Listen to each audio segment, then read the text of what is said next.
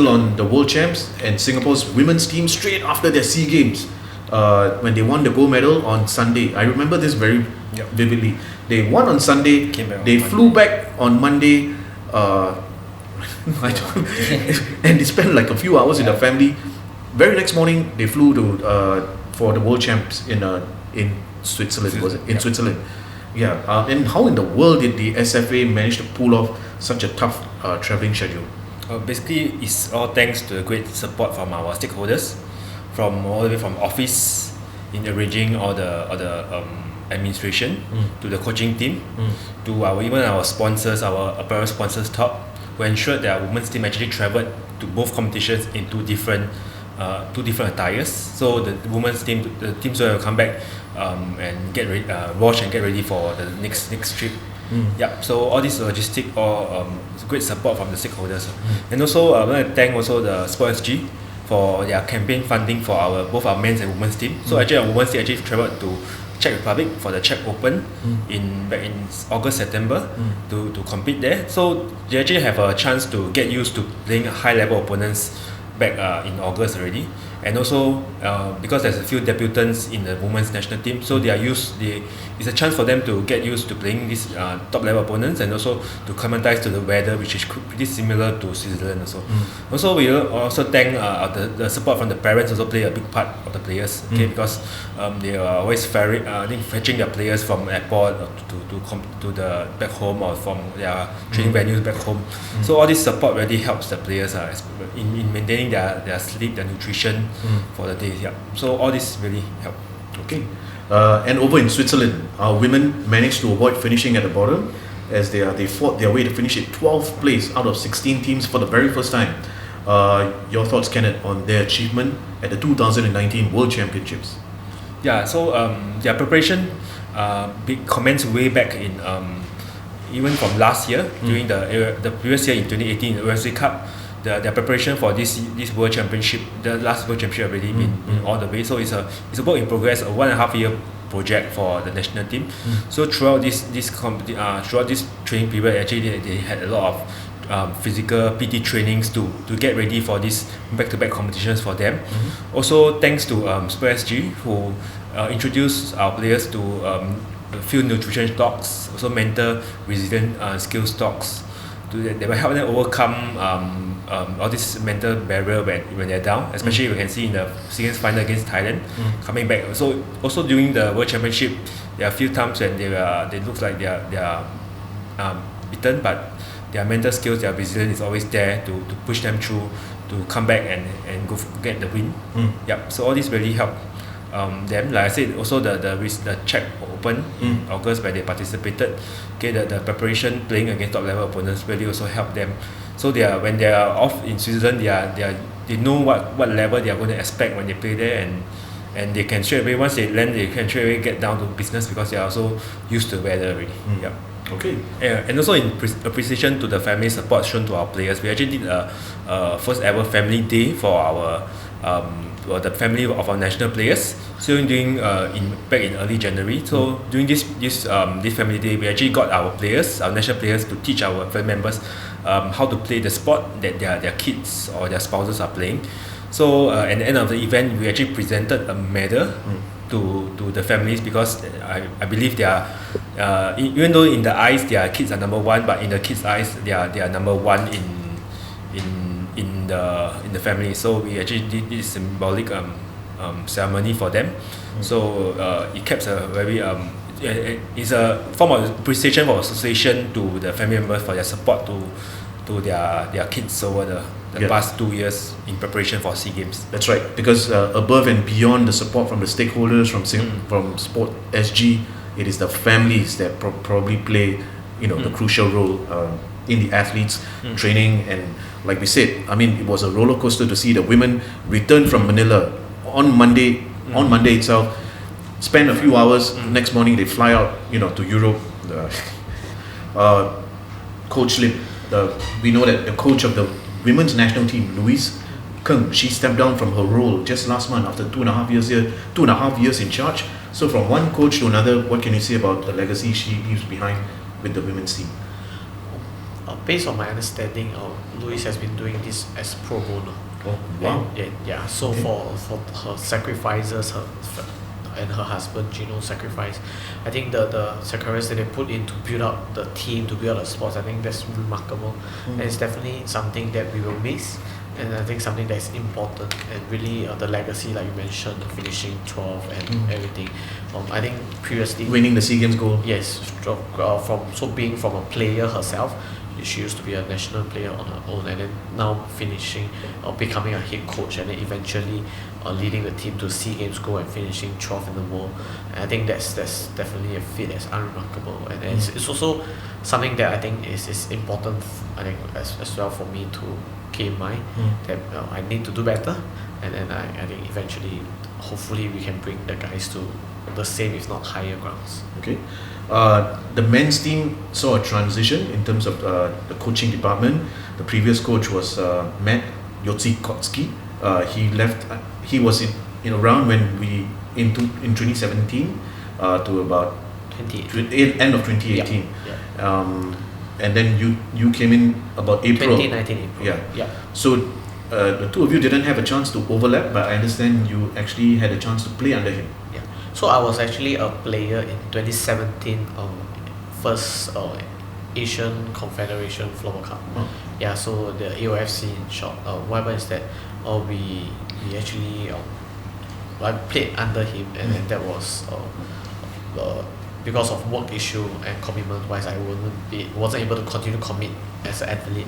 Yeah. Therefore, I withdrew myself out of the program and just focus on coaching as a full-time coach. Okay. And then from there, he continued to guide the team. They even went to, because of the connection that he has in Finland and everything with classic floorball club in Finland, and it allows our boys to have opportunities to have a training camp in Finland before their World Floorball Championship in 2018. Okay. So yeah, really, there's also likewise thank him for the connection that he have given to the boys, the experience that he have given. I think these are definitely experience that the boys cherish, and some of them still talk about it. Yeah. And even for one of our players, Hafiz Zubair, who went there to compete and in the lower tier teams there, and it's comforting and great to know that such opportunity are made available because of what Matt has done.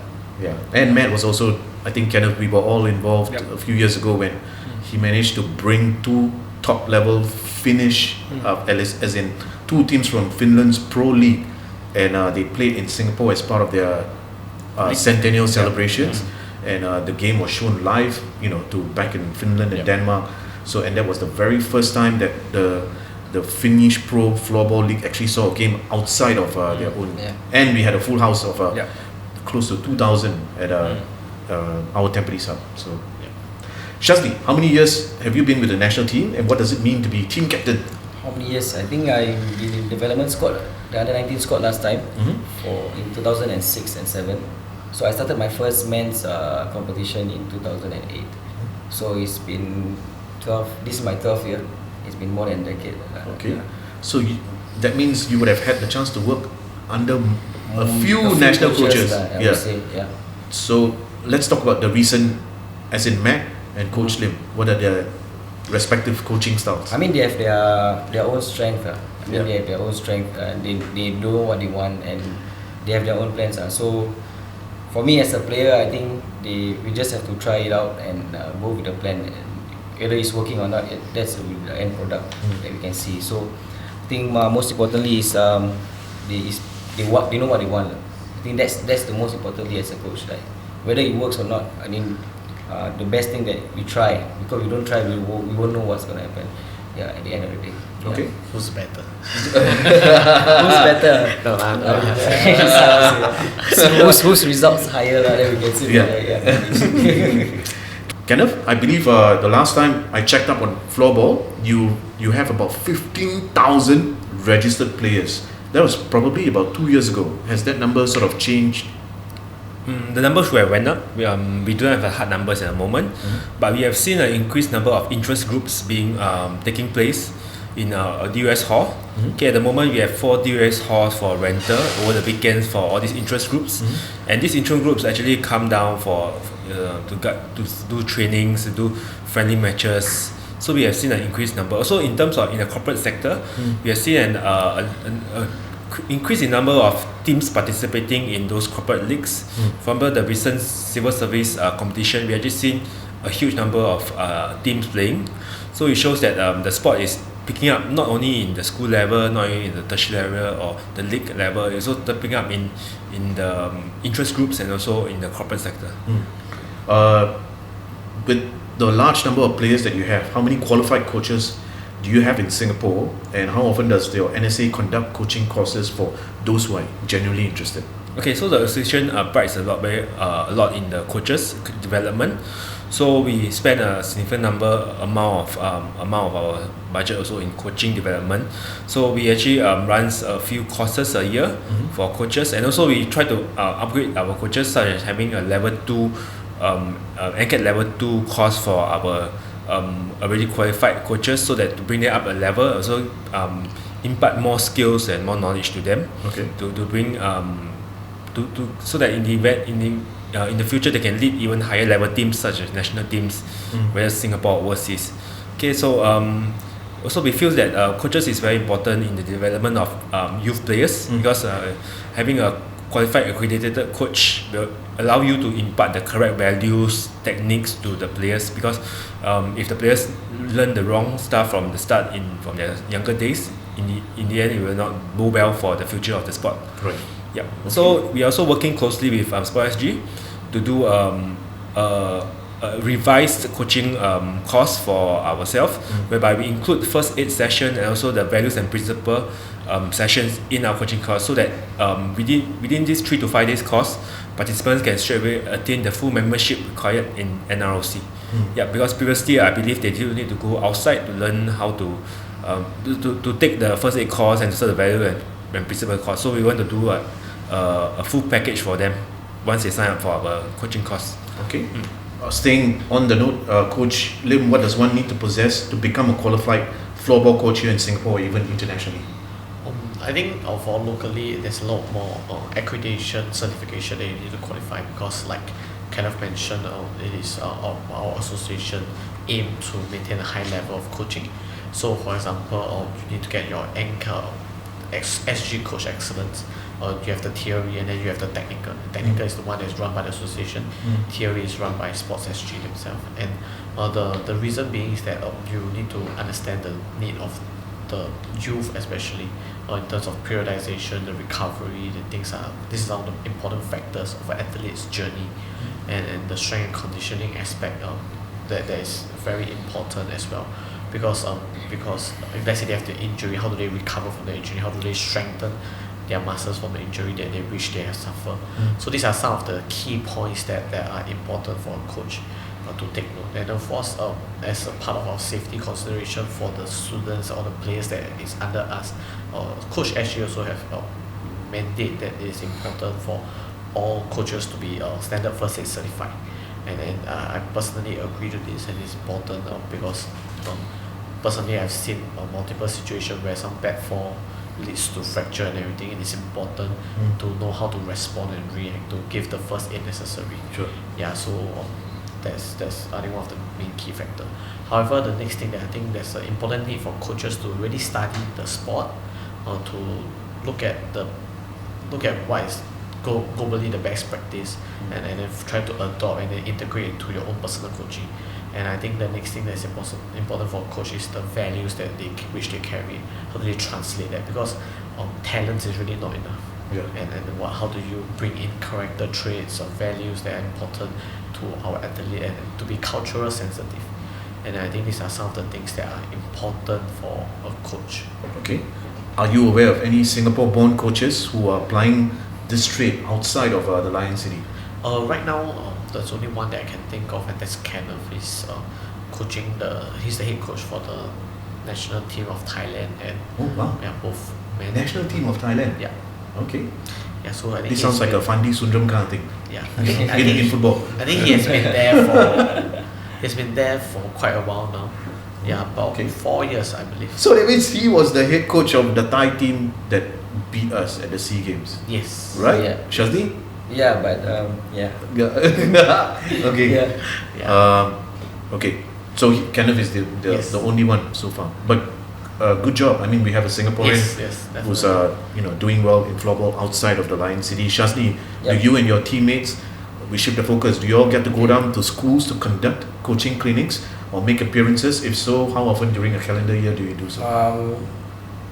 I think it depends. During the period, if the school requested for some road shows, and especially during the SEA Games period, there's a SEA Games road shows to schools. They will invite all the athletes from different sports Okay. to come down and do, and then they will have different, which I did before previously, where they will spread out the sports, and then for floorball they will conduct a small short clinics for the day.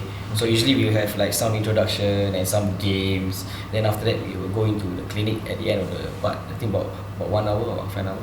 Yeah, so we do get these opportunities. There's also various events also that's coming for us also. So that, but of course it depends on the availability for us, because most of us are working adults and some of them are students studying still. Correct. So I think if it fits our time, I think definitely my teammates will be more than welcome to be involved. For interested students, what sort of investment of course are we looking at if they show an interest in wanting to play for floorball? I mean, do they first of all need a hockey background? Not really, because to be honest, for floorball is way different from hockey. I mean the kind of knowledge and play, because for hockey there's only one side of the gameplay, right? Yeah. For floorball is usually is the opposite way. If your strong hand is on the right top, so you should more or less be a lefty, which is the opposite way. Then for righties is usually like how hockey play, right? For floorball the master hand is always on the top, so it's on the left hand. So don't really need a background for that, because and opportunities for them, a lot of schools, especially primary schools, I think we have close about 50 to 60 schools that is having floorball in the CCA. So I think some schools they play PE.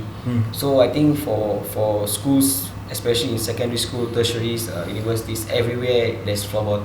There's also programs for them, like holiday programs during the holiday period, like June, September, conducted by Sports SG. So there's also various opportunities outside for clubs. Maybe they have contacts on someone out there, or they played well and then got scouted for some clubs. And also there's also some academies out there to source them out for this stuff. So Okay. yeah. I mean, I do know that one NSA that is really happy with floorball is, of course, our friends from Singapore Ice Hockey Association. We interviewed them last week, and they say, because they have only one school in the whole country that, which is Hwa Chong International, that has a CCA of ice hockey, and then they say they have a few former floorball players who have transitioned to play ice hockey as well for the national team. Kenneth, what is the estimated number of schools in Singapore which have floorball as a CCA, and in total, how many students are we looking at across primary, secondary, and tertiary? Do you even have it at primary? Yeah, we Yeah, have we actually. do. Okay, so Yeah. across the three, how many are we talking about? I would say currently in the primary school level, currently it's ongoing. The primary school senior division is ongoing. We have a total of 63 teams competing in both the men's and women's boys and girls competition, and also ongoing is the B division, which I think is a set 3 and set 4 students. So ongoing, we also have 64 teams participating in the men's and women's boys and girls division. So quite a lot of teams, and also in the tertiary level, I think every polytechnics and university have the sports, have floorball in the sports as part of the sport. So I would say the number is growing up to maybe have close to 200 over schools and tertiaries participating. So it's very And impressive. floorball's history is only about 20 something since years. 1996. Yeah, exactly. Very young sport. Are there one or two powerhouses in floorball in the national school games? For example, in the B division, who are the likely teams, top teams in the boys category? I would say previously, when maybe a few years back, we only have one or two powerhouses. But at the moment, I would feel that the level of competition is quite steady, quite even out, because now kids especially in secondary schools, they have more exposure to the sport. Schools are actually sending teams to join our floorball league, playing against higher level opponents, so that when they go back to their national school games, they can impart what they learn in the national league back to the national school games. Also, parents are also sending their kids for academies like the youth YFA, the Youth Floorball Academy. A lot of parents are sending their kids over to all these academies to increase their players their children's ability to in the sport. Yep. So their kids nowadays are more exposed, like I said. Also recently back in December, actually two of our academies, local academies, actually sent 2 teams up to the renowned Strobata Cup. So this is a youth competition in Sweden. Okay, Sweden, one of the top countries in floorball. So they actually sent 2 youth teams up there to compete. So all the experience they gain from there helps them a lot in back in their own terms, and so in back in school. Yep. So we see the level of floorball in the school level actually evening out. All the players are all, like I said, more exposed and even better skilled than before. Okay, so still on the school scene and maybe the national school games. What about the girls teams, which are the top teams in the A division? The A division have yet really started yet. They haven't started, but based on maybe last year, I believe it's also quite evenly phased out because we got a lot of schools. Like I said, also a few JCs are also participating in a league. Like Victoria JC are also participating in a floorball league. The exposure they gain from playing in the national league and coming back to compete in the division will certainly help them a lot. And like I said, it's going to be an exciting competition for once all it starts. divisions. Yeah, once it resumes. Okay.